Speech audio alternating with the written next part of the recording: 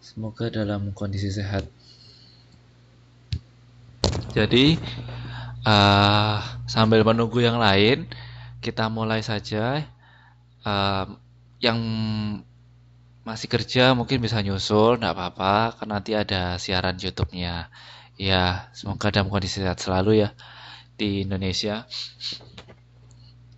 Jadi, malam ini kita akan membicarakan mengenai visi dan intervensi strategi korporat. Jadi, di sini kita mencoba untuk merumuskan visi dan misi. Walaupun visi dan misi ini di awal, tetapi di sini kita pelajari, kita kan kemarin kita cuma menyinggung visi itu pandangan ke depannya tentang perusahaan, dan misi adalah cara bagaimana kita mencapai pandangan itu. Nah, kalau di bab ini, di modul ke-7 ini, di bab 7 ini kita belajar bagaimana merumuskan visi dan misi yang lebih detail, lebih komprehensif, seperti itu. Nah,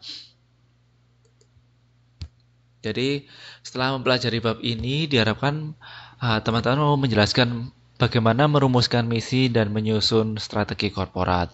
Seperti itu. Jadi di sini kemarin kan kita cuma belajar, oke, visi itu untuk membantu pandangan, membantu perusahaan untuk mencapai tujuan di masa depan, kayak gitu. Sedangkan di bab ini kita lebih detail membicarakan itu bagaimana merumuskan secara detailnya.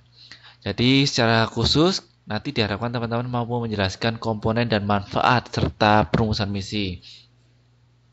Kemudian juga apa dan bagaimana perusahaan induk melakukan intervensi terhadap perusahaan dalam konteks holding company. Kemudian juga belajar mengenai prasyarat keberhasilan strategi korporat, tingkat kecocokan antara korporat dan unit usaha strategis, dan yang terakhir nanti diharapkan teman-teman bisa mengetahui sistem pengendalian unit usaha strategis itu seperti apa. Oke. Saya lanjutkan pelan-pelan. Jadi di kegiatan belajar pertama ini kita akan belajar mengenai visi dan misi klasik dan kontemporer. Jadi yang perlu kita tahu bahwa peran visi dan misi perusahaan itu sangat penting. Ya, kenapa? Yang seperti kita diskusikan beberapa minggu yang lalu, bahwa visi dan misi ini menjadi panduan bagi perusahaan untuk mencapai tujuannya. Jadi cita-cita bagi perusahaan itu 5 tahun ke depan, 10 tahun ke depan. Kemudian visi misi ini tentu saja terkait dengan kepemimpinan. Bagaimana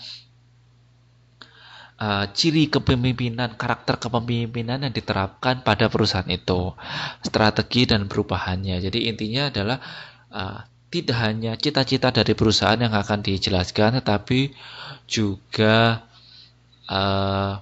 budaya perusahaan yang tercermin. Jadi visi misi ini mencerminkan budaya perusahaan, mencerminkan karakter perusahaan, seperti itu ya. Oke. Jadi di visi misi ini itu terdapat dua pandangan. Kita bagi menjadi dua pandangan. Ada yang klasik, juga ada yang kontemporer. Nah, sekarang kita membahas satu-satu.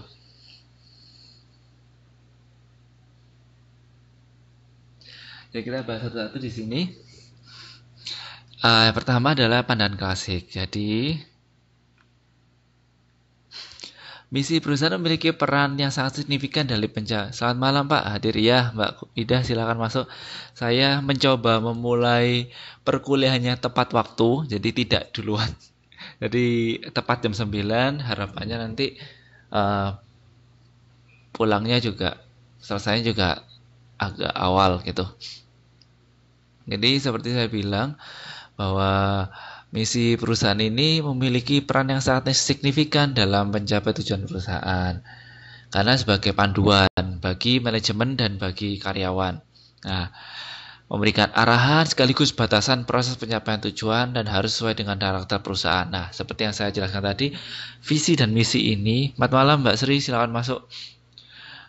Visi dan misi ini mencerminkan karakter perusahaan. Jadi kalau di visi ini menceritakan tentang saya adalah perusahaan yang cita-citanya, biasanya visi itu kata kalimatnya seperti ini kan, berusaha untuk menjadi perusahaan terdepan di bidang ini dengan mengedepankan kedisiplinan dan kualitas kayak gitu. Berarti karakternya seperti apa? Jadi perusahaan ini punya karakter yang mengedepankan kedisiplinan dan memproduksi barang berkualitas. Lebih lanjut, misi juga dapat dijadikan panduan melakukan evaluasi ketika terjadi kegagalan. Jadi kadang ketika perusahaan ini sedang mengalami batu sandungan, nah itu untuk mengingatkan manajemen bahwa visi ini sebagai pengingat, sebagai oh ya dulu kan cita-cita saya ingin menjadi perusahaan yang terdepan di bidang ini gitu. Kok saya belum bisa mencapai itu? Nanti dia mengingatkan kembali.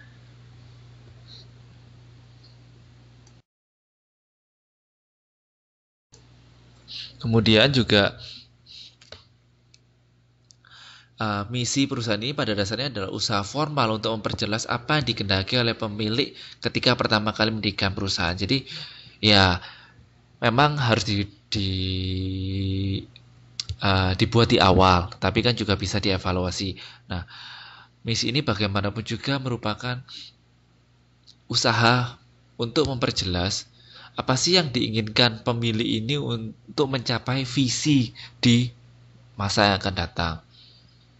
Jadi kita bisa menyimpulkan gampangannya, sederhananya adalah misi ini menjawab jawaban dari pertanyaan perusahaan seperti apa kita ini untuk masa sekarang dan masa yang akan datang. Jadi ketika nanti kan di bab ini mungkin baru yang teman-teman yang baru datang, di bab ini kita berusaha untuk membuat visi misi, kita belajar merumuskan. Jadi ketika teman-teman merumuskan visi misi dalam perusahaan teman-teman, nanti kita bisa, gampangannya adalah misi ini adalah menjawab pertanyaan perusahaan apa kita ini di masa yang akan datang.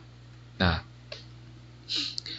visi dan misi, mungkin saya yakin teman-teman di sini sudah pernah melihat visi dan misi itu seperti apa, sudah pernah membaca, mungkin kalau berkunjung atau pernah bekerja pasti pernah melihat visi dan misi perusahaan. Nah, biasanya visi dan misi perusahaan itu dibagi menjadi 3 komponen. Apa saja? Yang pertama adalah spesifikasi kebutuhan konsumen yang hendak dipuaskan oleh perusahaan. Jadi ini tuh perusahaan apa, menjual barang apa, menjual jasa apa. Ya, selamat malam Mbak Santi. Jadi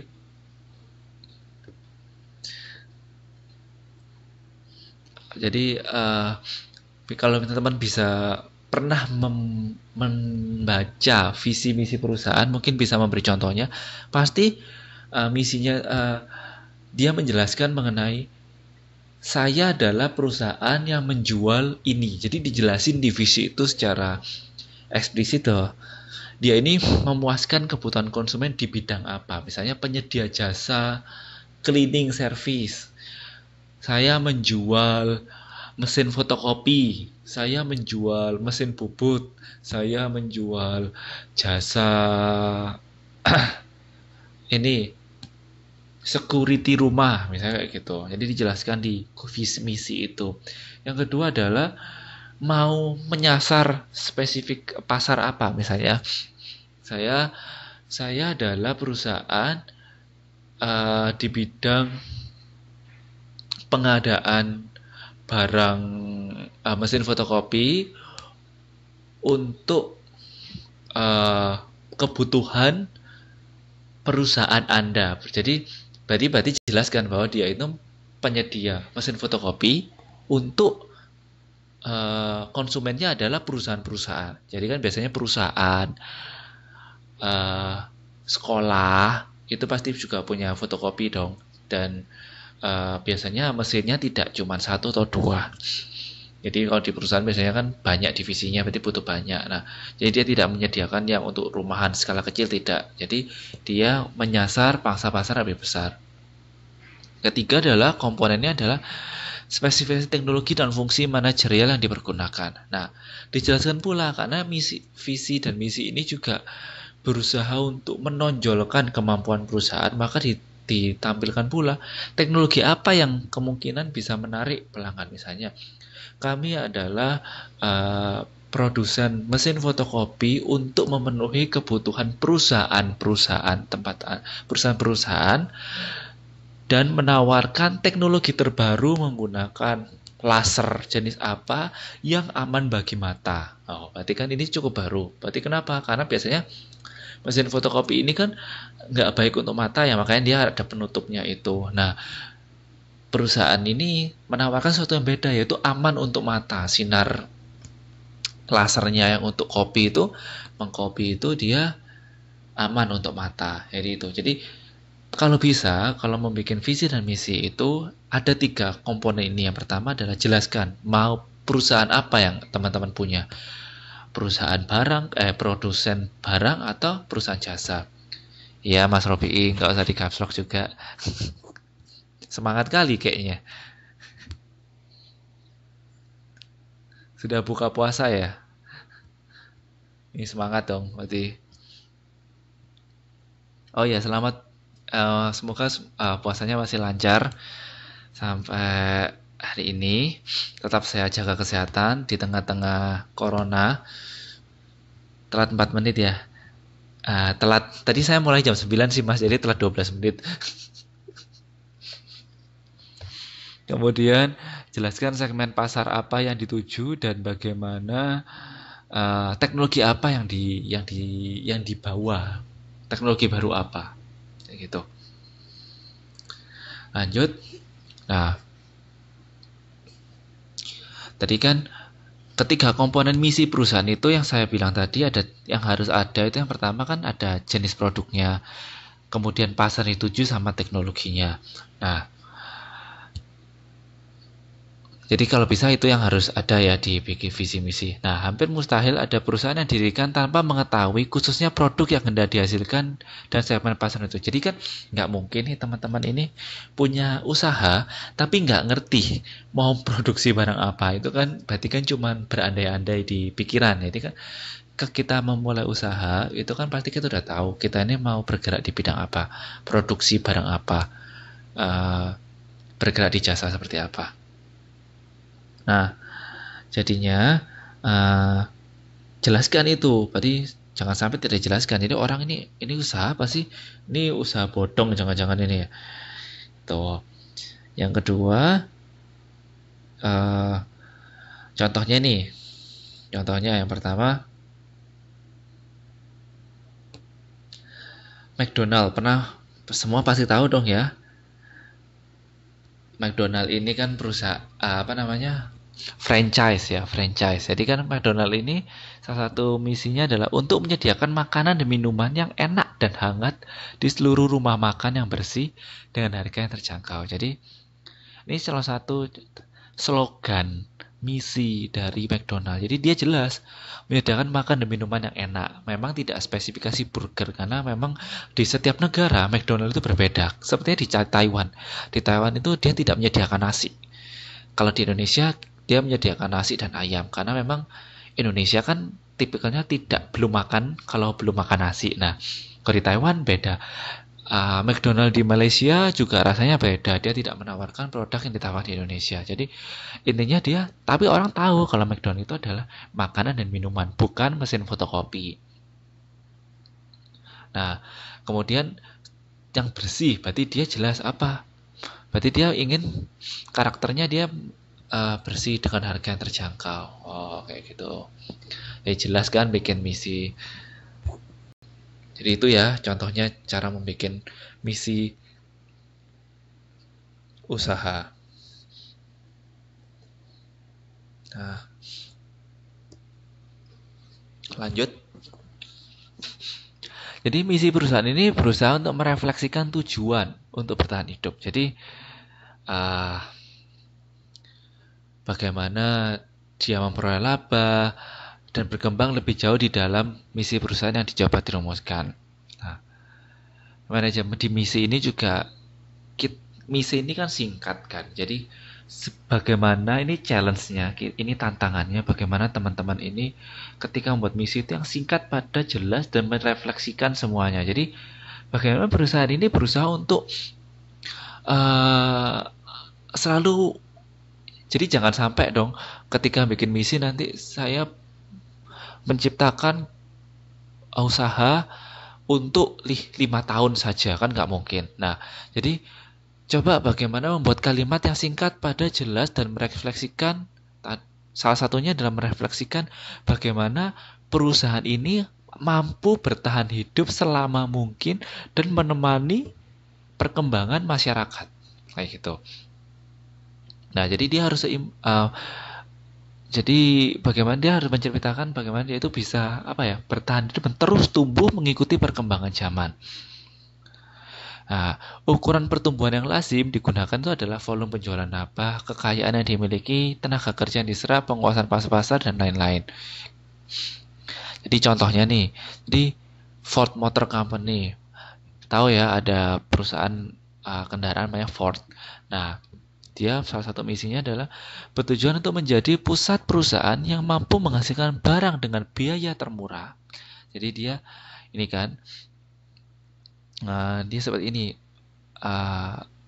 seperti yang dijelaskan di slide ini, bahwa dia mampu bersaing dengan harga yang murah, dengan kualitas barang yang unggul dan pelayanan memuaskan. Jadi dengan biaya murah, kualitas barang yang unggul, pelayanan memuaskan, dia berusaha untuk merefleksikan, dia berusaha untuk menceritakan bahwa Ford ini mampu tumbuh dan berkembang terus, dan dia tetap bisa mendapatkan laba walaupun dia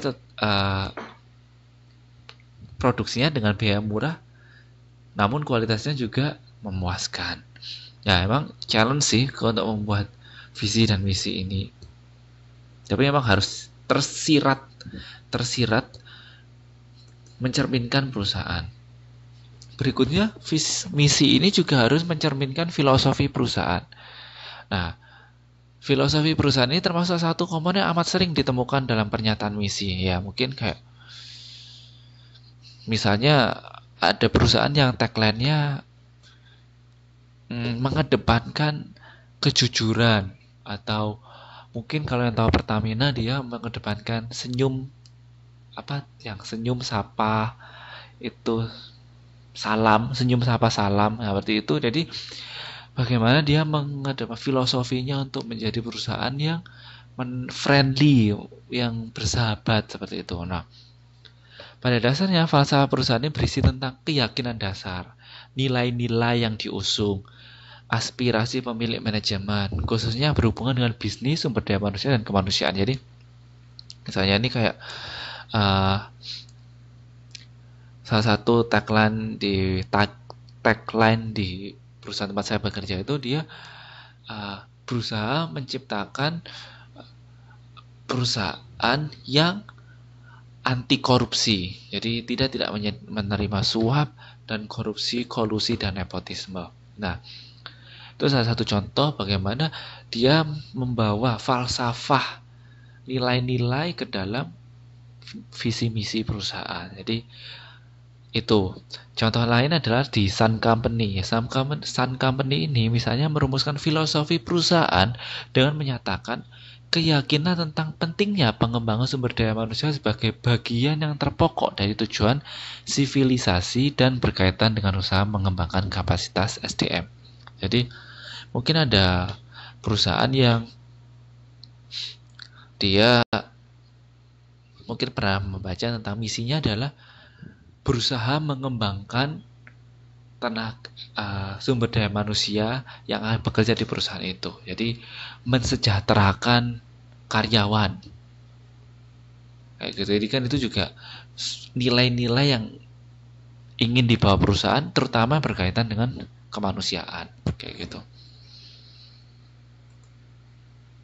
Nah, selain itu, misi itu juga harus mencerminkan jati diri perusahaan. Jadi kayak ya secara lebih ringkas adalah keunggulan perusahaan yang siap digunakan sebagai strategi pokok bersaing. Secara sederhana, jati diri merupakan refleksi inti strategi. Jadi, bentar.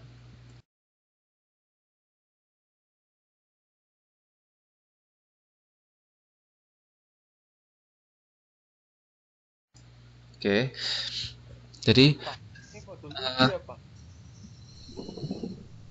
jati diri merupakan refleksi. Jadi, kalau ketika kita buat misi, selipkan satu kata atau satu frase kalimat yang mencerminkan jati diri perusahaan. Misalnya, yang seperti di McDonald tadi, perusahaan yang mengedepankan kualitas, rasa enak dan kualitas. Menurut saya itu adalah jati diri perusahaan yang strateginya kayak gitu. Jadi dia selalu mengedepankan kualitas dan rasa.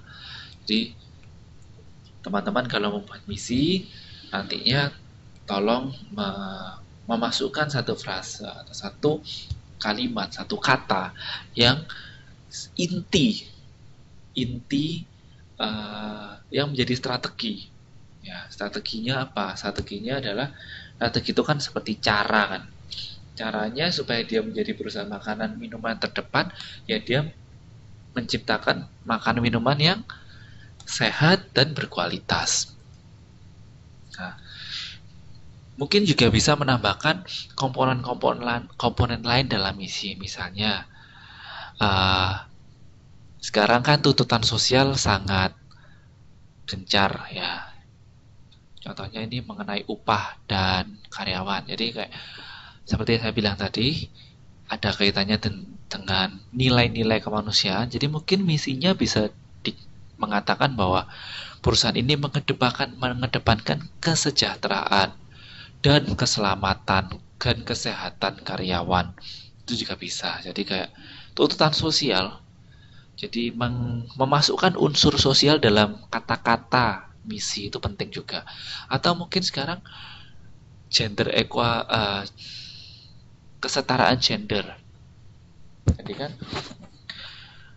wanita kan banyak juga nih perusahaan-perusahaan yang mempekerjakan buruh wanita, karyawan wanita. Nah, mungkin karyawan ini perusahaan itu juga memberikan jaminan kepada wanita untuk mendapatkan hak yang sama sebagaimana karyawan pria. Dan juga mungkin juga bisa dikatakan di misi itu bahwa karyawan wanita mendapatkan hak dan kesempatan berkembang yang sama dengan karyawan pria. Jadi sekarang kan lagi musim tuh gender equality kayak gitu. Mungkin juga bisa seperti di Taiwan ini kan banyak perusahaan-perusahaan atau sektor-sektor yang dia menerima teman-teman berkebutuhan khusus yaitu difabel. Jadi mungkin saja di perusahaan itu yang teman-teman bikin nantinya di masa depan bisa memasukkan bahwa karyawan kita tidak membedakan. Biasanya kalau di perusahaan luar negeri sih kayak kalau ngelihat iklan di perusahaan luar negeri biasanya dia akan mengatakan bahwa perusahaan ini friendly terhadap wanita, kaum difabel dan juga kesetaraan seks. Jadi kayak mungkin kan ada gender equality, kemudian sex preference kayak gitu. Jadi perusahaan itu sangat friendly terhadap wanita, difabel dan semua gender. Jadi mungkin kalau mohon maaf kalau ada teman-teman yang ada karyawan yang dia transgender atau mungkin dari waria kayak gitu tetap bisa bekerja di perusahaan itu karena dia tidak melihat itu sebagai sebuah permasalahan. Nah itu juga bisa dijadikan keunggulan. Oh berarti wah, masyarakat akan menilai bahwa oh perusahaan ini sangat visioner, bisa melihat sangat-sangat apa ya, sangat-sangat bagus karena dia mau menerima kaum difabel, dia mau menerima wanita seperti itu. Kemudian juga misalnya sekarang teman-teman bisa mendengar masalah uh, ekologi, pentingnya produk yang ramah lingkungan. Jadi mungkin itu juga bisa dimasukkan ke dalam misi bahwa perusahaan ini mengedepankan uh, produk mengusung teknologi ramah lingkungan atau eco green atau apa ya, environmental friendly. Jadi perusahaan ini sangat mengedepankan kelestarian lingkungan seperti yang dilakukan oleh perusahaan Aqua misalnya, dia juga di misinya juga menjaga kelestarian lingkungan seperti itu. Itu ya.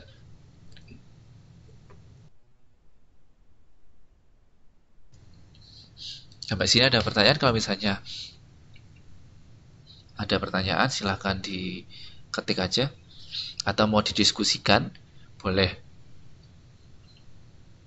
Nah, visi. Nah, sekarang kita tadi kan misi, sekarang mendekatkan visi. Kita memasuki visi. Nah, ini ada pendekatan dari Collins and Forrest. Jadi, visi merupakan seni untuk mengelola perubahan dan kontinuitas bisnis. Nah, visi ini memiliki dua komponen pokok. Yang pertama adalah ideologi inti dan rancangan masa depan. Nah,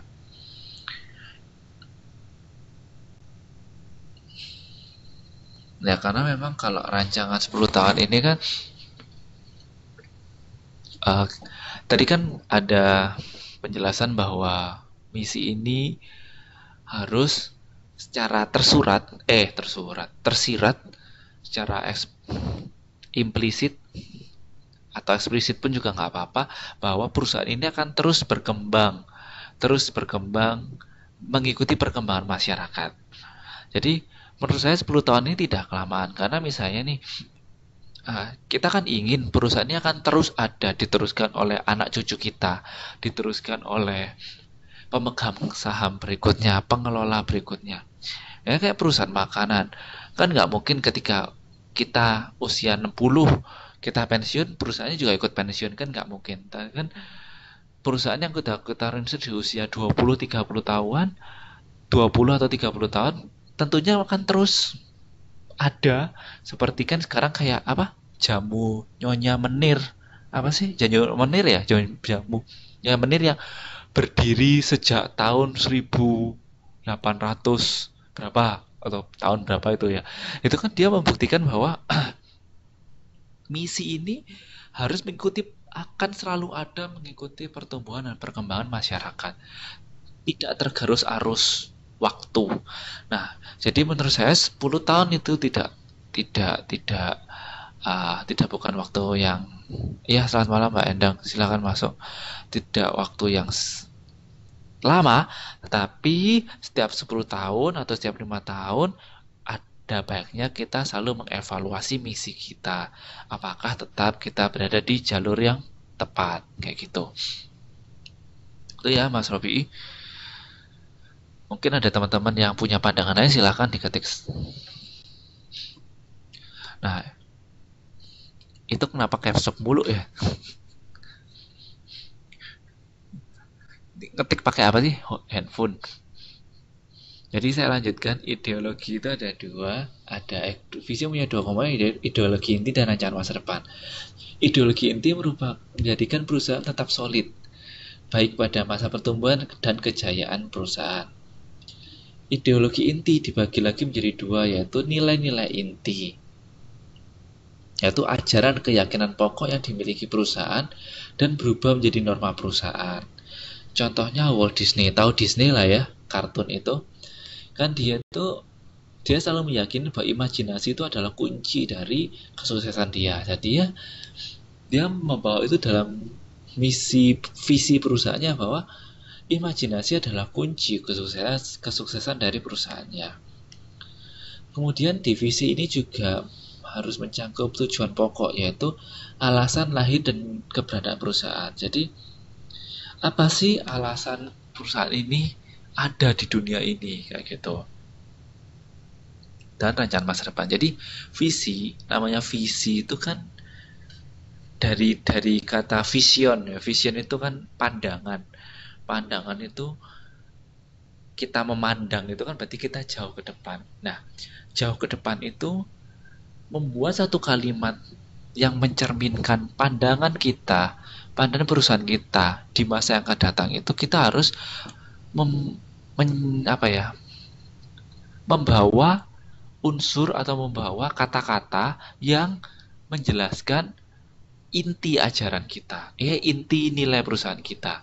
Contohnya ya Walt Disney tadi, visinya adalah menciptakan perusahaan kartun yang selalu membawa imajinasi membahagiakan orang di masa depan. Saya nggak tahu kalimat persisnya Disney itu gimana, tetapi saya yakin di visinya itu dia memberikan unsur bahwa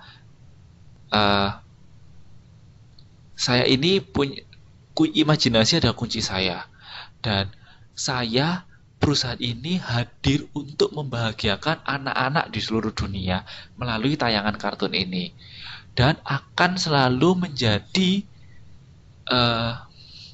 pembawa kebahagiaan di masa yang akan datang. Nah, jadi ketika visi ini lebih sulit lagi, menurut saya visi ini lebih sulit lagi karena kita harus membuat satu kalimat yang concise, satu kalimat yang singkat, padat, jelas. Kalau misi tadi mungkin bisa banyak ya. Kalau visi ini cuma satu, bisa banyak, cuman singkat, padat, jelas akan lebih baik. Nah, dia harus memberikan apa sih nilai-nilai perusahaan, apa tujuannya, dan bagaimana kedepannya seperti apa. Nah, Colin dan Forrest tadi menyatakan terdapat 4 kemungkinan pendekatan yang digunakan untuk menetapkan tujuan strategis, yaitu tujuan perusahaan yang akan di masa datang, Yang pertama adalah pendekatan target kuantitatif dan kualitatif. Jadi contohnya nih Walmart, tahu Walmart ya? Tuh grosiran. Pada tahun 1990 menetapkan sampai tahun 2000 perusahaan memiliki penjualan sebesar 125 juta US dollar. Jadi kan tadi saya bilang kalau visi itu adalah harus menggambarkan kondisi di masa depan, harus menggambarkan nilai perusahaan dan alasan kenapa perusahaan itu ada di dunia ini. Nah, bagaimana perusahaan itu mencapai cita-citanya, dia harus ditetapkan targetnya. Itu bisa. Jadi di kalimatnya mungkin dia bisa visi Walmart menetapkan tahun 2000 menjadi perusahaan dengan penjualan mencapai 125 juta US dollar. Itu boleh. Jadi dalam kalimat visi boleh boleh membuat kalimat yang secara jelas menyebut angka. Itu boleh, karena itu jadi target. Visi itu kan pandangan ke depan. Itu boleh. Nah, kemudian juga bisa menceritakan mengenai lawan bersaing dan bagaimana mengalahkannya. Misalnya, tahu Nike ya, sepatu Nike. Nah, pada tahun 1960 dia menjelaskan divisi secara detail, secara belak-belakan bahwa Nike akan menghancurkan Adidas. Nah, itu juga boleh. Itu kan ya nggak masalah ketika mungkin Adidasnya akan kok gitu sih kamu, ya nggak masalah, kan kita saingan, kan kita ini perusahaan, kita cari makan sendiri-sendiri, asalkan kita sehat, nggak kirim-kiriman santet, ya nggak masalah. Nah, boleh divisi ini menjelaskan secara detail, saya ingin mengalahkan perusahaan ini, itu boleh. Di kalimat visi juga boleh membawa kalimat percontohan. Misalnya tahu Universitas Stanford ya, jadi itu Universitas Stanford, aku lupa di Stanford di mana ya. Jadi dia menyatakan secara belak-belakan bahwa jelasnya Stanford itu di timur. Jadi dia ingin menjadi universitas kan Universitas Harvard ini termasuk universitas terbaik di dunia. Nah, dia mengatakan bahwa ingin menjadi Harvard at the West. Jadi ingin menjadikan Harvard di bagian barat. Kayak gitu, itu juga boleh. Jadi dia mencontoh Harvard sebagai universitas terbaik di dunia, dia bawa nilainya ke Stanford sebagai universitas yang ingin seperti Harvard, seperti itu. Yang keempat adalah bisa kalimatnya diisi dengan perumusan transformasi internal. Misalnya, tahun 1980 JGE harus menempati posisi nomor 1 atau 2 dalam setiap pasar dilayani. Itu juga boleh. Jadi mungkin kesannya kayak sombong, kayak over pede, terlalu pede, tapi itu memang visi kita harus mencapai sesuatu yang paling tinggi. Jadi gapailah mimpi yang paling tinggi. Jadi misalnya nih, saya yang menciptakan mesin fotokopi nomor 1 di dunia, kayak gitu. Ya nggak apa-apa. Jadi kita memang harus membuat visi. Kayak gini deh, kalau teman-teman punya cita-cita, itu harus jelas. Jadi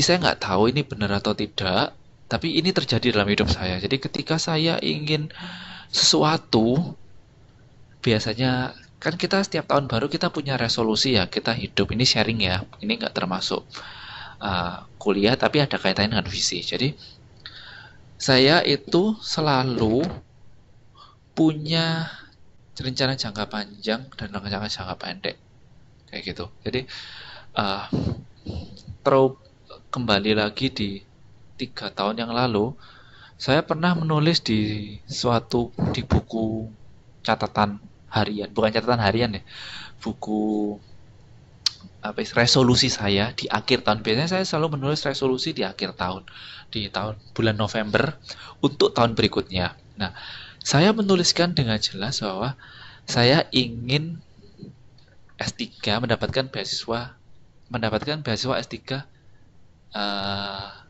di luar negeri, kayak gitu. Dan di tahun itu juga itu thanks God itu dikabulkan.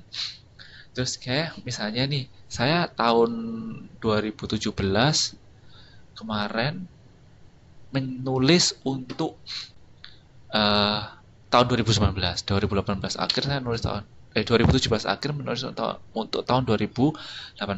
Saya menulis saya ingin semua nilai saya A. Saya nggak ngerti gimana caranya, tetapi saya ingin semua nilai saya A. Ditulis. Itu kesannya kan kayak ya udah lah, yang penting lulus kan nggak apa-apa. Nah, tapi saya ingat bahwa kita sebagai manusia itu, kita kalau minta sesuatu atau kita punya impian harus detail. Jadi eh, ternyata benar di tahun 2018 itu selama setahun nilai saya itu semua A, nggak ada yang B, jadi semua nilainya A. Saya juga pertama kaget, oh tapi saya buka-buka catatan, oh ya saya kan pernah ini gini, kayak gitu. Terus banyak hal-hal yang terjadi dalam hidup saya eh, yang saya tanpa sadar menulis dan itu menjadi kenyataan ya, alhamdulillah. Jadi intinya adalah bukan saya ini sombong, tidak, atau saya bermaksud apa-apa, tapi intinya kaitannya dengan pelajaran ini adalah visi. Kita punya visi itu harus jelas. Jangan misalnya, saya juga pernah diceritain teman kerja saya dulu, jadi teman kerja saya itu menurut saya juga sukses, dan dia pernah berpesan ke saya bahwa kalau punya cita-cita harus detail. Misalnya, dia pernah, teman saya ini diceritain sama ibunya, jadi kalau kamu pengen punya mobil, jangan cuman berdoa saya ingin punya mobil, sudah, nanti dikabulkan doanya, kamu dikasih mobil carry. Nah, semenjak itu dia malu menuliskan dengan jelas, saya ingin punya mobil merek ini, keluaran tahun ini. Dan kemarin 2 tahun lalu dia posting di Facebook dia punya mobil baru, dan dia bilang ya ini Saya komen di Facebooknya, dan dia bilang, ya ini yang seperti yang saya inginkan, kayak gitu.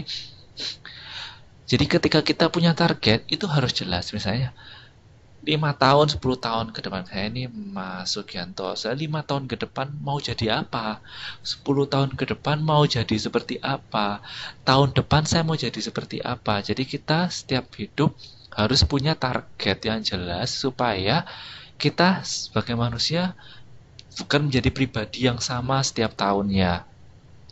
Begitu juga dengan punya visi perusahaan. Tidak apa-apa ketika kita harus seperti yang target kuantitatif ini. Pada tahun 1990, pokoknya saya ingin 2025 perusahaan saya mempunyai omset 1 miliar. Mungkin kesannya diketawain orang, tetapi saya pernah baca buku, kalau orang tidak menertawakan mimpi kita, berarti mimpi kita tidak cukup tinggi. Jadi biarkan orang ketawa, tetapi ya namanya cita-cita itu. Bung Karno kan pernah bilang, gantungkan cita-citamu setinggi bintang, bukan setinggi atap rumah. Tujuannya kenapa? Ya ketika kita tidak mencapai, uh, ketika kita ngeset goal kita, ketika kita apa ya, men-set tujuan kita ini setinggi bintang, kalau kita mencapainya uh, liang listrik lumayan, maksudnya lebih tinggi dari atap rumah. Kalau kita mengsetnya rendah, ya nanti dapatnya ya rendah-rendah doang gitu. Nah itu, ya itu is simple. Jadi kayak target itu kudu simple. Misalnya nih, saya tahu mbak, saya tahu mbak Endang ini anaknya rajin, dan nilai, saya tahu mbak Endang ini uh, dari semester lalu dan semester sekarang, kalau ngerjain tugas, kalau ketika disuruh A, Mbak Endang tuh selalu ngerjain A dan B. Jadi kayak dia selalu, Mbak Endang, saya muji nih ya Mbak Endang ya. Jadi kayak saya melihat Mbak Endang ini, kalau misalnya jelasin jawaban, saya jelaskan ini, dia selalu memberikan effort yang lebih. Dan saya yakin ketika Mbak Endang men-set sebuah goal, pasti Mbak Endang akan mengset apa ya? Mengset itu apa sih bahasa Indonesianya? Mentargetkan sesuatu yang jauh lebih bagus daripada yang sebelumnya, dan itu menurut saya bagus karena saya melihat kayak misalnya dari tahun semester lalu dan semester sekarang, Mbak Ena ini walaupun nilainya semuanya nilainya bagus 100, tapi saya selalu aware bahwa Mbak En selalu memperhatikan bahwa Mbak Ena ini kalau misalnya memberikan tugas itu selalu beda dari yang lain, dan menurut saya itu bagus. Eh, supaya kita dinotis sama orang atasan kita di kemudian hari, kita selalu mencoba memberikan sesuatu yang lebih berbeda dengan yang lain. Menurut saya itu hal yang bagus, tidak hanya di dunia pendidikan tapi di dunia kerja, seperti itu. Nah, kembali lagi ke visi teman-teman, kalau misalnya men-set visi perusahaan atau men-set tujuan hidup, jangan pernah men-set tujuan hidup itu atau visi itu yang singkat, harus yang sangat jauh, kayak gitu. Jadi untuk memacu kita untuk menjadi pribadi yang lebih oke lagi. Itu ya sharing-sharingnya itu. Saya lanjutkan dulu di pendekatan perumusan. Jadi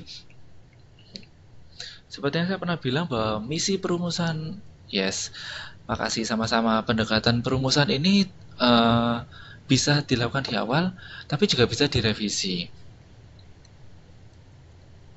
Nah, perumusan misi dimulai dari pemilik masih berada pada tahap sedang merencanakan pendirian perusahaan. Jadi memang misi dan visi ini dirumuskan di awal.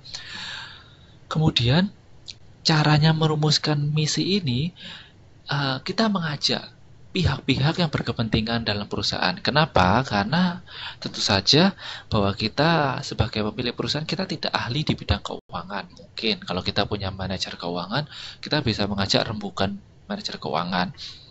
Atau di bagian operasional, kita mengajak manajer operasionalnya. Tujuan sehingga ketika kita membuatkan misi, kita bisa jelas, sangat jelas.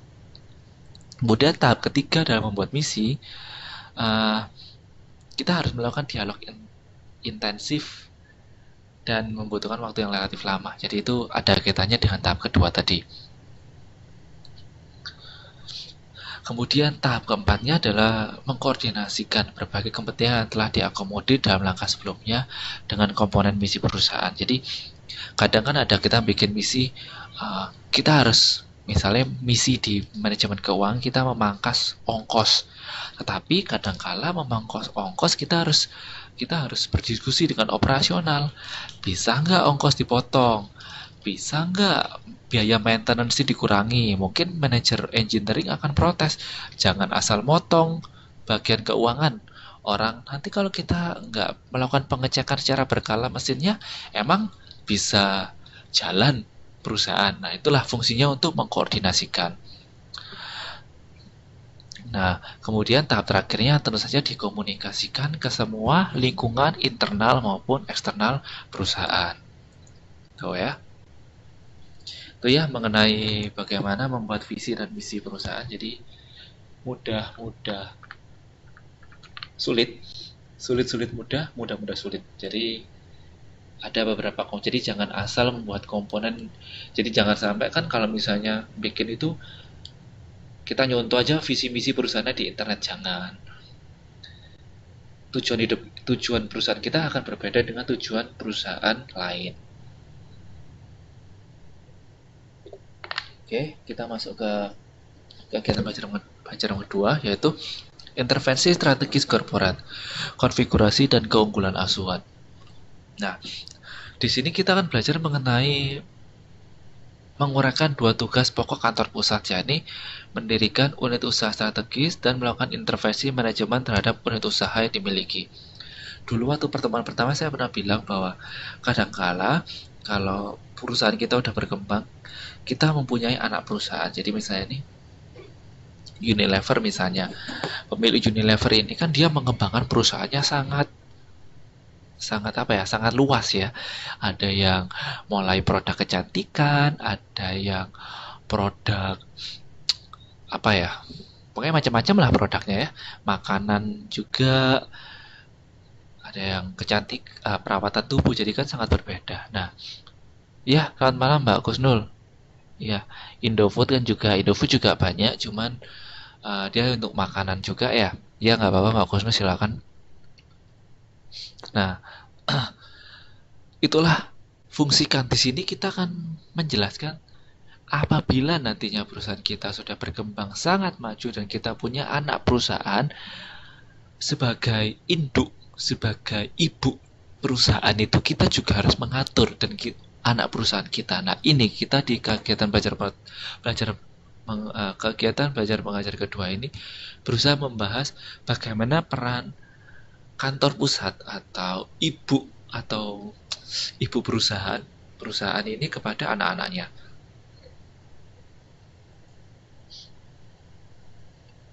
Ya nggak apa-apa di samping kerja Mbak. Jadi tugas pokok korporat. Jadi korporat ini kan tugasnya sangat pusing ya, karena dia punya banyak anak perusahaan. Ambil contoh Unilever tadi, dia banyak kan, dan kadang-kadang unit bisnisnya ini sangat tidak seragam. Nah,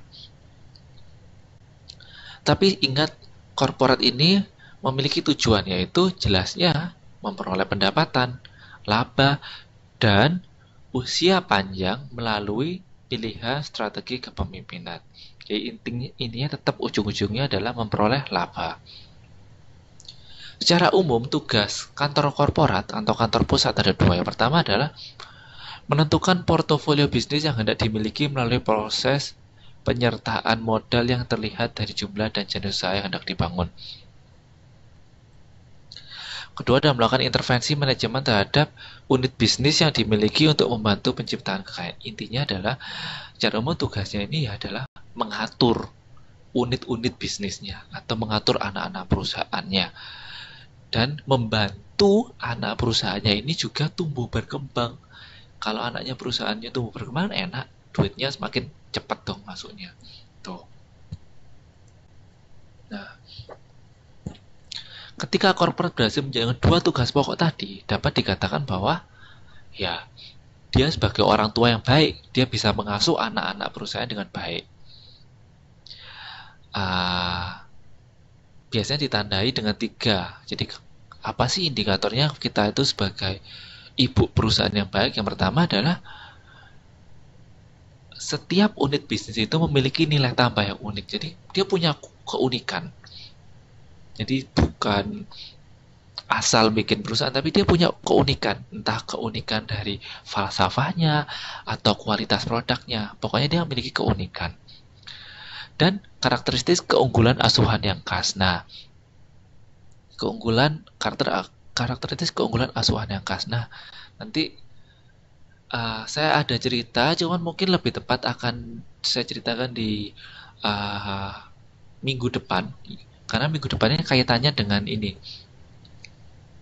bagaimana uh, perusahaan ini bisa bergabung dengan perusahaan lain. Jadi minggu depan mungkin akan lebih tepat saya ceritakan, tapi ya intinya adalah bagaimana kalau perusahaan ini dikatakan memiliki pola asuhan baik, ya apabila setiap unit bisnisnya memiliki nilai tambah yang unik dan memiliki karakteristik keunggulan asuhan yang khas.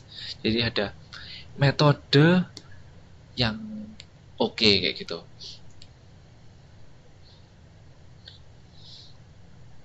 Ya, peluang intervensi mungkin di teman-teman sudah asing atau belum familiar dengan kata intervensi.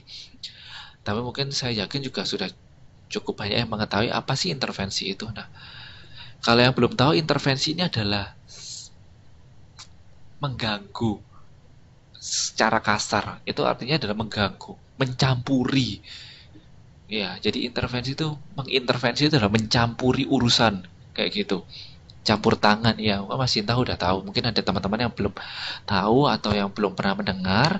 Jadi intervensi itu benar katanya Mas Cinta Adi, bahwa artinya adalah mencampuri urusan. Nah, mencampuri urusan ini kan memang kesannya kayak negatif ya, tapi untuk kasus ini sangat dibutuhkan karena seperti saya bilang tadi bahwa ibu perusahaan ini ingin mengasuh anak-anak perusahaannya, tentu saja dengan mencampuri urusan bisnis perusahaannya.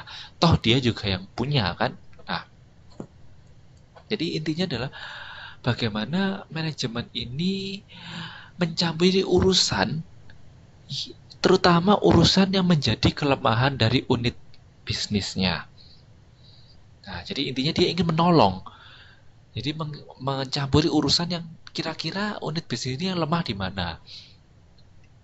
Nah, jadi korporat, kantor pusat, dan unit bisnisnya harus bekerja sama nih untuk saling menilai. Jadi menilai kira-kira unit bisnis ini lemah di bagian apa, dan kewenangan pusatnya tetap ada di kantor pusat. Misalnya nih, kantor pusat ini melihat salah satu pabrik, salah satu unit bisnisnya ini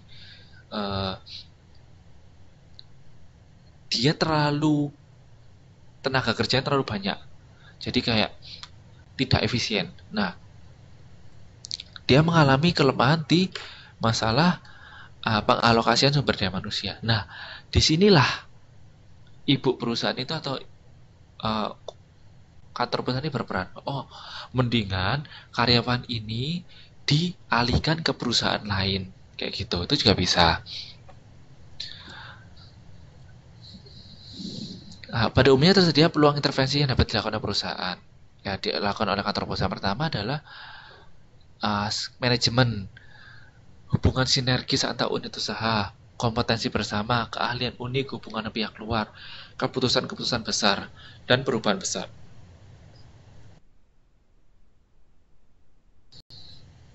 Jadi kayak ya misalnya nih keputusan-keputusan besar, dia ganti supplier gitu. Ganti supplier itu kan keputusan besar, yaitu yang megang adalah korporat. Atau apa ya, mungkin ada teman-teman yang ingin ini, contohnya ini juga sih, hal yang paling simpel itu adalah ketika saya punya pengalaman pergantian seragam. Contoh simpel tapi itu dipegang korporat saya ini, Jadi menentukan seragam untuk setiap divisi ini kan ada artinya kan. Misalnya nih orang engineering misalnya tuh dikasih seragam yang mencolok. Tujuannya adalah ketika dia harus memasuki mesin-mesin besar sebagai tanda bahwa orangnya ini masih ada orang yang bekerja di dalam. Jadi jangan asal masuk kayak gitu. Nah, kebijakan itu dirumuskan secara uh, skala besar dan diaplikasikan ke semua unit bisnis kayak gitu. Itu contoh-contoh kecil. Kemudian juga manajemen juga bisa. Struktur organisasi juga bisa diatur oleh korporat.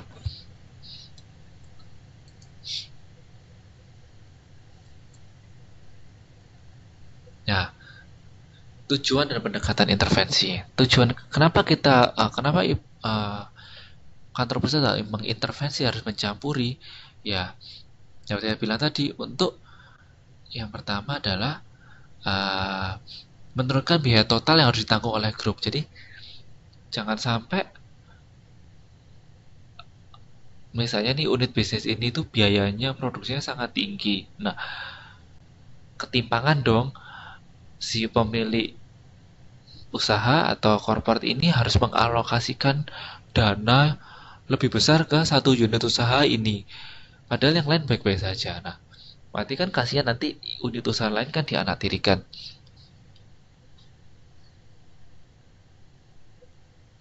Sebenarnya bukan kalau udah spin off ini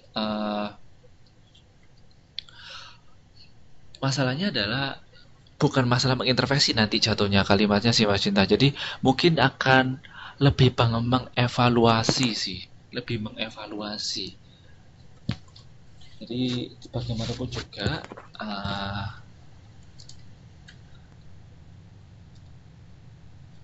jadi bagaimanapun juga kan holding company ini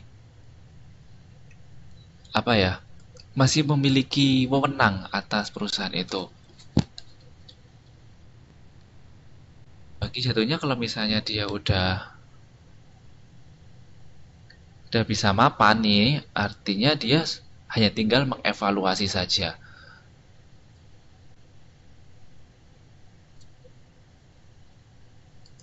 Kayak gitu.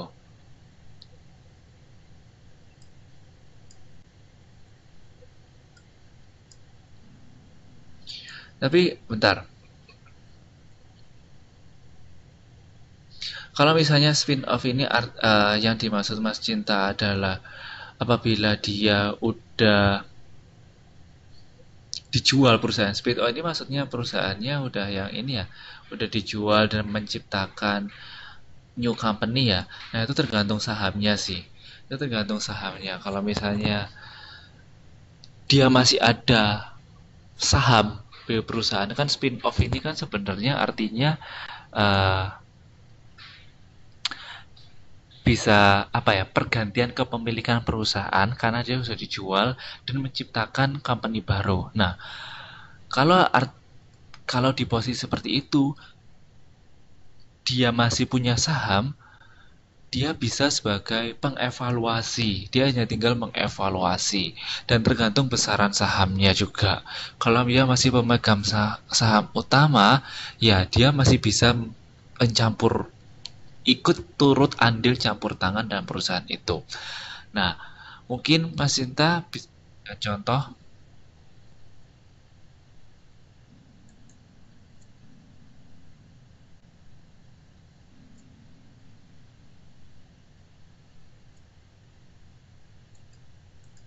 wait,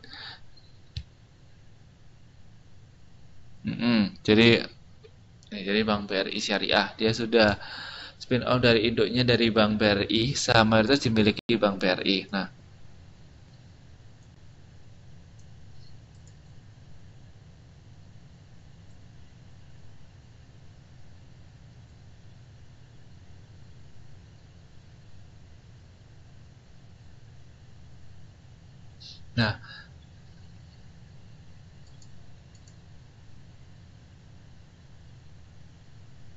dan sudah listing di Bursa Efek Jakarta. Iya, jadi eh spin off ini kan kalau misalnya setahu saya dia ini kan mencah gitu kan. Intinya ini hampir sama seperti, saya kurang paham juga, tapi memang tidak sepopuler merger, akuisisi dan konsolidasi.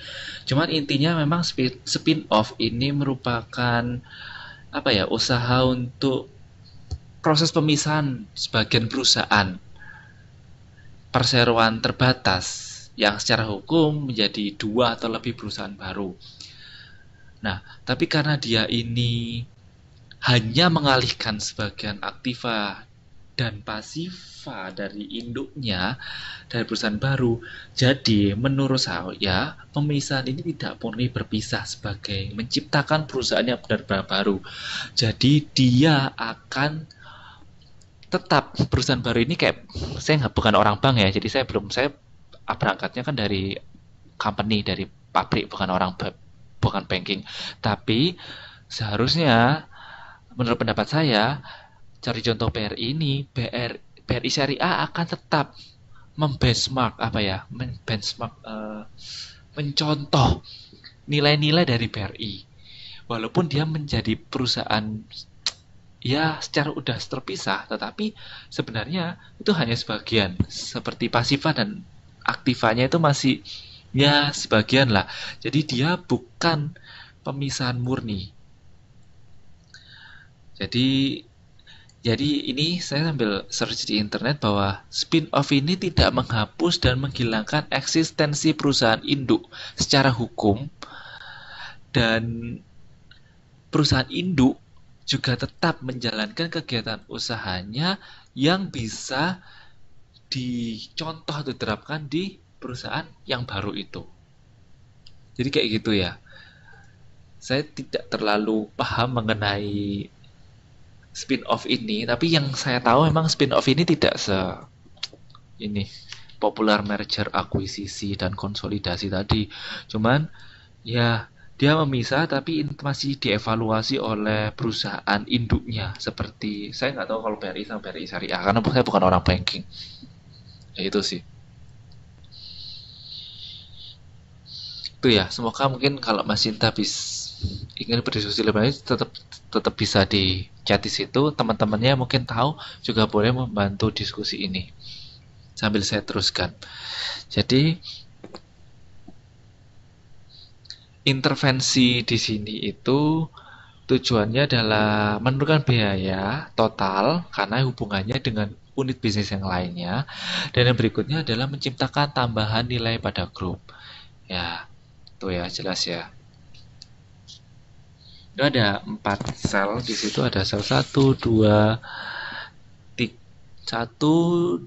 3 dan 4. Saya nggak tahu 4-nya itu ada 2. Nah, sel ini artinya nanti saya jelaskan di slide berikutnya bahwa tingkat intervensi perusahaan ini sampai tingkat mana. Jadi ada 4 sel di situ. Nanti kita bisa tahu perusahaan korporat ini masuk ke intervensinya, campur tangannya itu masuk tingkatan skala, perluasan, pengendalian, atau kreatif. Ya, mungkin nanti yang seperti yang Mas tadi di spin off tadi, mungkin dia sudah masuk ke ini tingkat intervensi kreatif. Jadi sudah membiarkan si anak perusahaannya berjalan sendiri. Kayak gitu. Bukan dikendalikan lagi, bukan masih dalam batas pengendalian.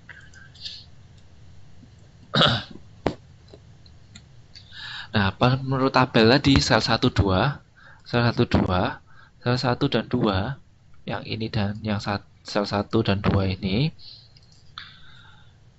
bahwa kantor pusat ini masih melakukan intervensi secara tidak langsung. Namun tujuannya untuk melakukan penurunan biaya. Nah, lebih pada masalah keuangan, misalnya ya masalah keuangan ini kan karena dia masih dalam tahap ini ya, mengurangi biaya, jadi dia banyak pos-pos usaha, pos-pos keuangan yang perlu diatur oleh kantor pusat, yaitu di sel 1 dan 2 tadi. Kalau sel 3 ini, sel 3 sel 3 ini yang kanan atas itu menunjukkan kemungkinan intervensi tidak langsung juga tidak langsung oleh kantor pusat, tujuannya untuk teknologi baru yang diharapkan dapat dihasilkan dari unit usaha itu dan diterapkan secara keseluruhan di seluruh unit bisnisnya. Jadi beda kalau di sel 1 dan 2 ini masih berkutat masalah keuangan. Karena dia mungkin sedang anak bisnisnya ini lagi butuh uang, lagi mengelola keuangan, jadi difokuskan pada sektor keuangan. Namun di sel 3, karena keuangan udah mulai oke, dia udah mulai berfokus pada teknologi. Dia udah mulai memasuki hal-hal yang lebih penting. Oke. Yang berikutnya, sel 4 dalam gambar yang kanan bawah, kemungkinan intervensi korporat terhadap unit bisnis dimiliki dengan tujuan menyebarluaskan penggunaan pengetahuan teknologi yang sebelumnya telah dimiliki. Jadi kalau yang 1, 2 tadi hanya masih berkutat bagaimana menurunkan biaya, sel ketiga yang di kanan atas ini, dia lebih bagaimana menciptakan teknologi baru sehingga ada keunikan dari anak bisnisnya. Kemudian di sel keempat, intervensinya sudah campur tangan si korporat ini lebih bagaimana menerapkan teknologi yang sama kepada semua anak bisnis. Kan dia punya banyak anak bisnis tuh.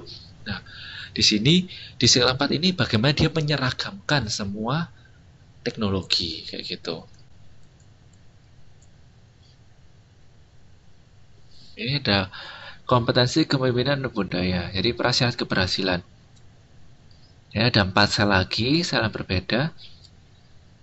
Kita bahas satu-satu. Jadi berdasarkan gambar, prasyarat keberhasilan dibagi menjadi 4.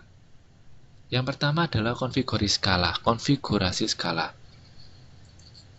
Konfigurasi skala itu yang ini ya. Yang ini ya, konfigurasi sel 1 ini ya. Jadi di sini korporat atau kantor pusat bertujuan untuk melakukan reduksi biaya grup dan harus mampu menjadikan grup sebagai pemimpin pasar. Caranya bagaimana? Caranya adalah penerapan sterilisasi, namun hanya dapat dilakukan pada proses bisnis yang terbatas dan umumnya hanya memiliki fungsi membantu. Di sini manajemen harus memiliki keterampilan rantai pasok dan keahlian teknis yang tinggi serta kepemimpinan kuat. Jadi karena dia ini tujuannya adalah di sel pertama ini dia hanya berusaha untuk menurunkan biaya, maka pemimpin atau manajer itu harus tahu manajemen rantai pasoknya seperti apa. Jadi mulai suppliernya di mana, kemudian distribusinya seperti apa, kemudian transportasinya seperti apa, pengiriman kepada Jadi dia cari yang bagaimana di tahapan itu bisa dikurangi. Tuh, jadi dia kalau perusahaan korporat ini mau intervensi, dia harus paham mengenai manajemen rantai pasokannya. Kalau di konfigurasi pengendalian atau sel kedua, nah, intervensi dari korporat ini, dia, kalau tadi kan dia mengurangi biaya. Nah, kalau di sel kedua ini, dia membuat target keuangan. Target keuangan dari jangka pendek yang dibuat dalam jangka pendek tahunan. Jadi, misalnya di sel kedua ini, pengendalian ini, dia sudah harus bisa menciptakan target misalnya di 5 tahun sudah harus bisa mencapai omset sekian, seperti itu. Jadi di sini intervensinya seperti itu. Kalau di sel 1 dia mengintervensinya adalah mengurangi biaya. Kalau ini dia harus mencapai target keuangan. Sedangkan di sel ketiga, konfigurasi kreatif, nah, ukuran kinerjanya bukan eh, masalah uang lagi. Jadi dia sudah mulai apa ya ini ya, konfigurasi kreatif ini sudah mulai menciptakan target-target baru. Misalnya dia harus bisa menjadi anak perusahaan yang menguasai satu teknologi tertentu. Nah, jadi dia tidak berkutat lagi bagaimana mengurangi biaya atau mencapai target. Jadi dia lebih stabil, dia sudah mulai mencampur tangani hal-hal yang tidak dasar lagi, tetapi menciptakan teknologi baru sehingga perusahaan ini mulai nilai keunikan. Nah, kemudian di saat keempat,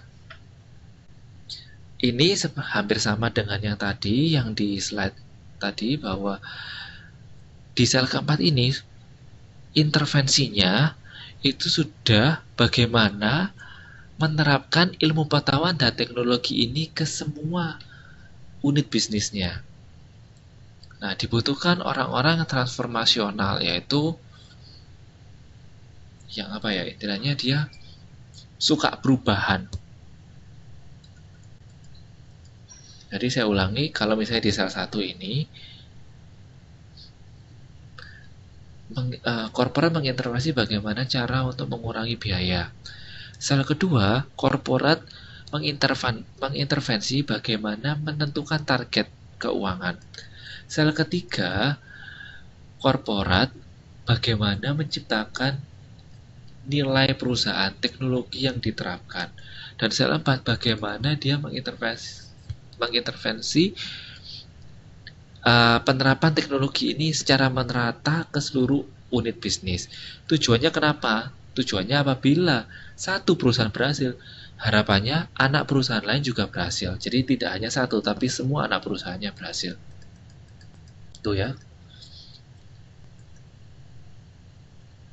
Nah, tentu saja apabila antara hubungan induk perusahaan atau kantor pusat dan atau ibu perusahaan ini dengan anak-anak perusahaan ini,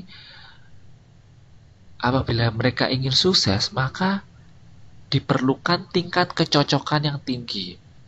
Kenapa perlu tingkat kecocokan yang tinggi? Karena pada dasarnya mengatur itu tidak mudah.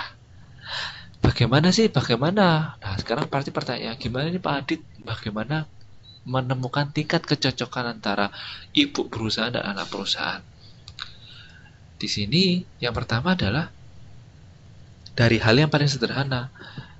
Ketika kita interview karyawan nih, pasti teman-teman pernah melakukan wawancara kerja ya. Saya yakin teman-teman pernah melakukan wawancara kerja. Jadi kan sebelum mau masuk dunia kerja itu pasti kan diwawancara dulu. Nah, di wawancara ini pasti ditanya dong, perusahaan ini tuh punya budaya kerja seperti ini. Nah, kamu kalau diterima di perusahaan ini, siap nggak bekerja dengan budaya kerja seperti ini? Misalnya, budaya kerjanya adalah disiplin, yaitu masuk tepat waktu dari jam sekian sampai sekian. Itu contoh singkat, simpelnya. Budaya kita ini, misalnya, nggak transparan, misalnya seperti itu, apapun itu. Nah, dari ketika kita mewawancarai manajer atau karyawan itu, kita kan berusaha untuk memberikan informasi mengenai budaya kerja. Dan manajer atau pemilik perusahaan kan pasti melihat orang ini dari gelagatnya tidak bisa mengikuti pola kerja saya deh. Oke, berarti saya tidak cocok. Nah, mungkin kalau teman-teman kan pernah nih, contohnya ada yang punya asisten rumah tangga kah di rumahnya? Ada yang punya asisten rumah tangga di rumahnya? Pembantu rumah tangga, asisten rumah tangga. Jadi atau ada yang punya bibi di rumahnya, ada yang bantu di rumah. Kalau misalnya teman-teman ada yang punya apa ya, asisten rumah tangga, mungkin ketika terutama yang udah masih punya baby kecil, pasti kan ketika teman-teman mau menerima babysitter yang bekerja di rumah teman-teman, pasti kan teman-teman pikir kan, orang ini gelagatnya kok kayak nggak jujur ya. Kita pasti punya insting. Orang ini kok dari cara ngomongnya seperti ini ya. Terus seminggu dites kerja, karena ada masa percobaan seminggu. Kok orang ini kok bersihnya nggak beres, tuh dia nggak sabaran. Wah, berarti kita bisa menarik kesimpulan bahwa orang ini tidak cocok dengan kita, tidak cocok dengan budaya perusahaan kita. Nah, itulah salah satu contoh bagaimana kita bisa melihat tingkat kecocokan.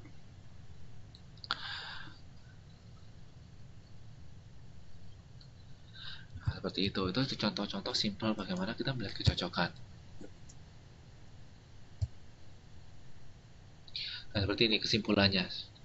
Jadi, tingkat kecocokannya bisa mencari manajer yang pas. Jadi, manajer yang pas ini mungkin bisa mencari manajer yang berpengalaman, sama ritme kerjanya dengan kita. Jadi jangan sampai mencari orangnya pinter, orangnya pengalaman, tapi lelet, kerjanya lelet.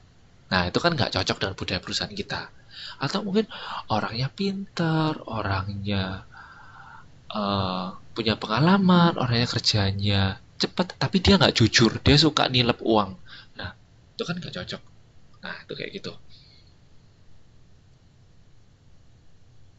Nah, kemudian juga bisanya budaya laba, misalnya bagaimana manajer pemasarannya atau manajer marketingnya bekerja. Bagaimana melihat efisiensi dan biaya tidak langsung. Jadi misalnya ini kita bisa melihat dari bagaimana manajer operasional mengelola operasional, mengelola proses produksi. Dan ini bisa ngelihat nih, kok dia kerjanya nggak efisien ya, kayak gitu. Keahlian penjualan dan pemasaran itu juga bisa. Misalnya manajer pemasaran tapi orangnya pemalu, dia tidak mau memasarkan produknya, kayak nggak mau nyari pangsa pasar baru. Nah, itu kan berarti nggak cocok dengan budaya kita. Nah, sekarang kalau kita udah mencari tingkat kecocokannya, kita kan kita harus mengendalikan unit bisnis kita kan. Seperti yang saya jelaskan tadi, sistem pengendalian anak perusahaan itu dimulai dari fungsi perencanaan bisnis sampai pada implementasinya. Jadi dimulai dari anak perusahaan ini belum didirikan, direncanakan sampai sudah terlaksana dan berjalan. Nah, dikendalikannya kalau awal-awal bisa menyeluruh, misalnya bisa dikendalikan operasi jangka panjang, anggaran tahunannya masih dibantu, kinerja keuangannya juga masih dievaluasi, seperti itu. Nah, seperti yang saya bilang tadi, kalau tadi kan sistem pengendalian itu ada 3 macam. Ada sistem pengendalian melalui perencanaan strategis. Jadi dia ini mengendalikan hanya dari yang penting-penting saja. Dari yang misalnya ya operasi jangka panjang, kapasitas produksi jangka panjang. Nah, sistem pengendalian kedua hanya melalui keuangan saja. Jadi bagaimana uh, intinya adalah bagaimana mengatur anak perusahaan itu dari keuangannya, sisi keuangannya.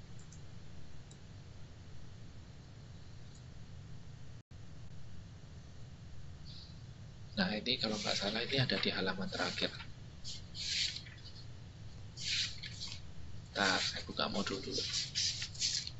Jadi proses pernyataan keunggulan, jadi bagaimana korporat itu dianggap berhasil dalam mengasuh anak perusahaan itu dilihat dari 3 komponen, yaitu berhasil terciptakannya nilai tambah, kemudian keunikan korporat itu tersampaikan dengan baik, dan kemudian wilayah bisnis yang dimiliki korporat jelas ya. Jadi kalau misalnya anak perusahaan ini menyumbang laba terbesar, berarti sukses dong, berarti kan sukses. Kemudian keunikan karakteristik korporat, jadi misalnya nih ada satu anak perusahaan yang dia ini punya keunikan di keramah ramah lingkungan, eco green gitu ya, eco green atau eco friendly. Nah, itu menjadi nilai tambah yang harus dicontoh oleh anak perusahaan lainnya. Nah, kemudian juga satu indikatornya adalah wilayah pangsa pasarnya makin meluas, wilayah bisnisnya makin meluas. Nah, itu menunjukkan bahwa kita bisa mengasuh anak perusahaan kita dengan baik. Seperti itu. Itu tandanya. Oke, itu yang bisa saya sampaikan untuk materi ke 7 pada malam hari ini. Nah, Mbak Titin ada di sini kah? Mbak Titin tugasnya tadi udah di email ya? Tugasnya oke, saya udah terima. Jadi ada ini Mbak Rofiul Soleha juga ngirim ya ke tugas saya ya. Ke oke, jadi udah saya terima tugasnya. Udah saya cek. Nah, tugas ketiga itu saya tolong disiapkan jauh-jauh hari. Jadi ini di slide terakhir ini saya kasih panduannya dalam menyiapkan tugas akhirnya.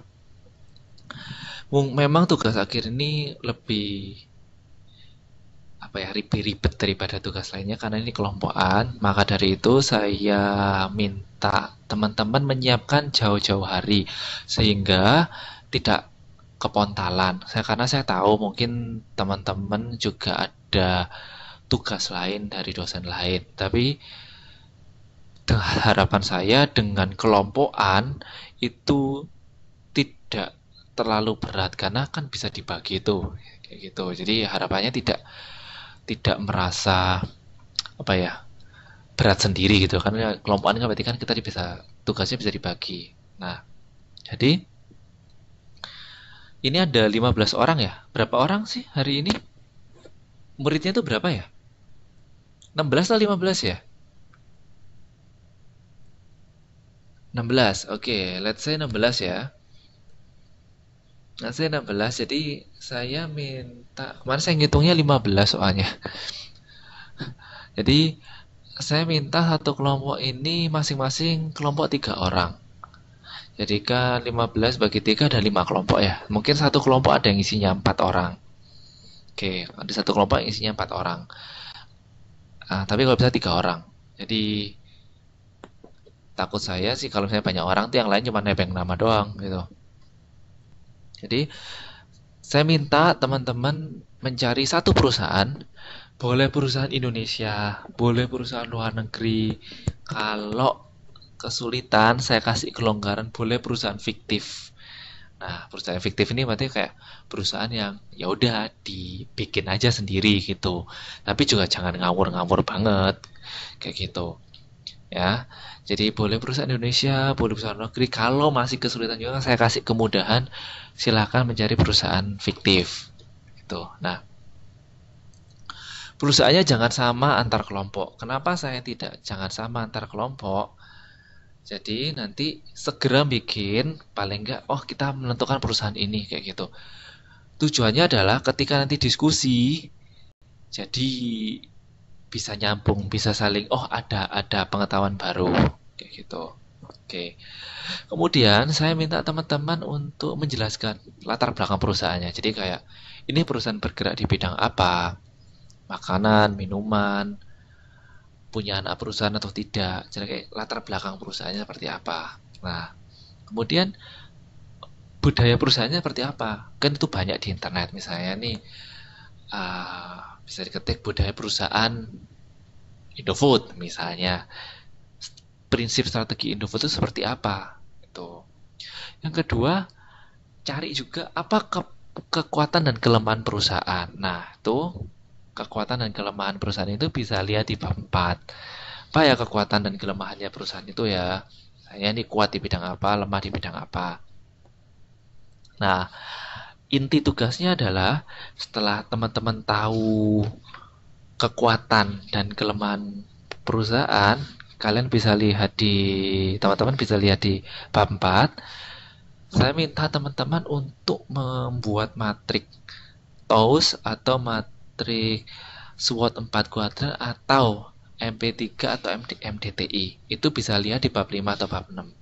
Terserah mau pilih salah satu. Mau kerjain semua juga boleh. Kerjain salah satu gak apa-apa. Kerjain dua gak apa-apa. Jadi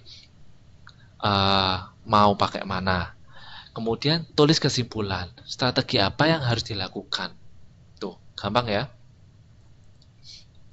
Gampang kok. Ini masih 1 bulan lagi. Jadi kan tanggal 21 presentasinya. Ada yang tanggal 28. Jadi masih 1 bulan lagi. Makanya dari itu, karena tugasnya tidak semudah tugas 1-2, saya harapkan teman-teman bisa bergerak mulai dari sekarang. Jadi saya ulangi, bagi kelompok, satu kelompok 3 orang, ada yang 4 silahkan. Kemudian cari perusahaan, bisa cari di internet, Indonesia boleh, luar negeri boleh. Kalau nggak nemu merasa kesulitan, mau usaha fiktif juga boleh. Nah, terus jelaskan perusahaan ini bergerak di bidang apa, latar belakangnya seperti apa, mungkin didirikan tahun berapa, karyawannya berapa, kalau ada. Katanya keterangan-keterangan penunjang, intinya seperti itu. Kemudian cari kekuatan dan kelemahan perusahaan. Bagaimana cari kekuatan dan kelemahan perusahaan ini? Itu coba teman-teman lihat di modul 4. Nah, kalau misalnya di internet sudah bisa nemu, oh dia kelemahannya ini, kelemahannya itu. Oke, udah tulis saja. Karena sudah tahu kekuatan dan kelemahannya, silahkan membuat matriks. Matriksnya bisa TOWS, bisa SWOT, bisa MP3, bisa MDTI, silahkan pilih. Semuanya juga boleh. Terus dituliskan kesimpulannya. Tugasnya nggak usah diketik di Word, nggak usah, nggak apa-apa. Dibuat PowerPoint aja, dibuat slide aja. Minimal 10 halaman. Minimal 10 halaman. Jadi nggak 10 nggak apa-apa, tapi tidak termasuk halaman sampul dan terima kasih. Jadi kalau misalnya terima kasih, jadi kayak halaman sampulnya sama terima kasihnya itu nggak dihitung 10. Kalau dihitung 10 kan intinya jadi 8. Jadi 10 itu tanpa halaman sampul dan terima kasih. Ini anak-anak zaman sekarang ya, apa? Mahasiswa zaman sekarang ini kreatif. Kan 10, Pak, tapi kan itu sampul dan terima kasihnya jangan. Tuh. Nah, PPT semua kelompok dikumpulkan tanggal 20 Mei ke ketua kelas. Jadi, semua PPT-nya dikumpulkan serentak tanggal 20 Mei 2020. Nah, saya minta tolong Mbak Titin, silahkan koordinasi sendiri ke Mbak Titin, mana kelompok yang presentasi di tanggal 21 dan mana kelompok yang presentasi tanggal 28 Mei. Mungkin ada yang nggak bisa hadir di 20 Mei, 21 Mei, bisanya hadir di 28 Mei. Nah, pilih mau presentasi di hari di minggu yang ke-21 atau ke-28. Tuh. Nah, teman-teman di sini mungkin kayak tadi yang Mbak Kusnul tadi kan pulang kerja kan malam tuh, Nah, Mbak Kusnul bisa minta ke Bu Ketuanya, Mbak Titin saya mau presentasi di jam kan itu ada 3 kelompok, berarti kan saya urutan ketiga aja, kelompok saya urutan ketiga aja biar saya bisa ikutan, biar saya udah pulang kerja kayak gitu. Nah, saya harapkan semua berbicara. Kenapa? Saya harapkan semua berbicara. Saya biar bisa ngetahui ini nilainya gimana. Maksudnya kayak kan ada tuh anak ya, teman-teman mungkin ada yang cuma nebeng nama doang kayak ya udah dah kamu aja yang ngerjain. Jadi kan kerja kelompok yang satu kerja, yang satunya nebeng nama. Kan itu kan gak adil. Nah, saya harapkan dengan dia ngomong kan itu ada fungsi speaker nggak sih? Nah, itu Saya bisa mengetahui teman-teman ini beneran kerja atau enggak, kayak gitu. Tuh ya. Paham ya? Ada pertanyaan kah tugasnya? Silakan ditanyakan sekarang. Jadi kalau misalnya siap-siap, udah mulai bikin kelompok. Oke. Nggak susah kan tugasnya kan? Nggak susah. Nah ini saya 1 bulan, waktunya 1 bulan, 3 minggu nih. Kayaknya nggak susah kan kelompokan, jadi bisa ini. Oke, jadi 3. Ada yang pertanyaan nggak ini? Atau paham semua tugasnya?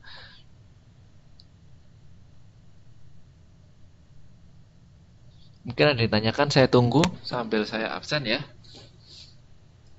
Paham ya? Pinter-pinter kok. Teman-teman pinter-pinter.